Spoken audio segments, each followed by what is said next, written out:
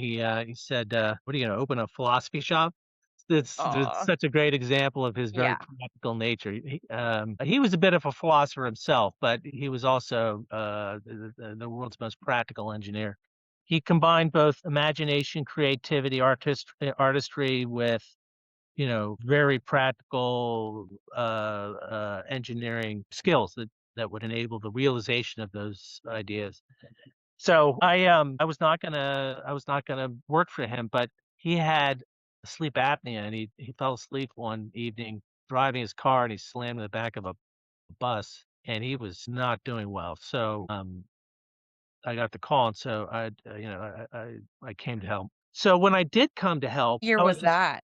that was '89. So when I did come, the more I got involved, the more I would engage with primarily the military customers, the more I saw that technology was just not getting to the warfighter, not getting to the user. And in many cases, it had nothing to do with the technologies. It had everything to do with the impediments of an acquisition system.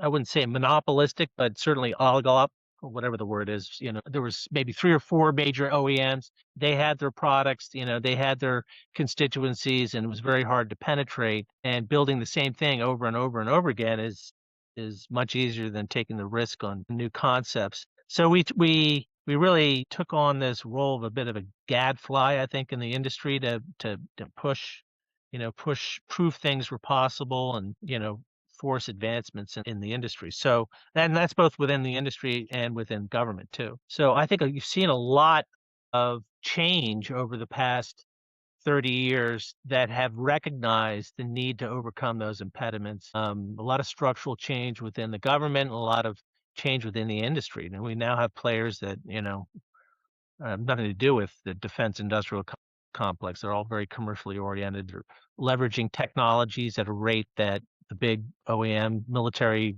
contractors just aren't capable of. Yep. So it's an exciting time. Yeah, and you've definitely done a good job, penetrating that and accomplishing what you set out to do, because when I first started hearing about Piasecki, it was probably 2019, 2020. And again, not coming from, traditional aviation background, I thought that you guys were this innovative startup.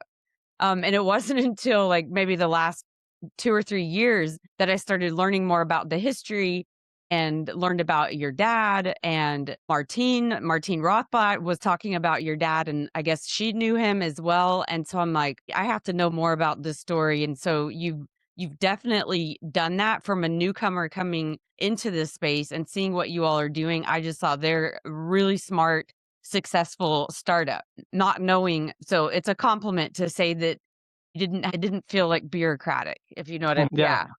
yeah. Yeah. Well, Martine didn't have the chance to meet Dad personally, but she's read a lot about him, and I She think met your mom, that's what it was.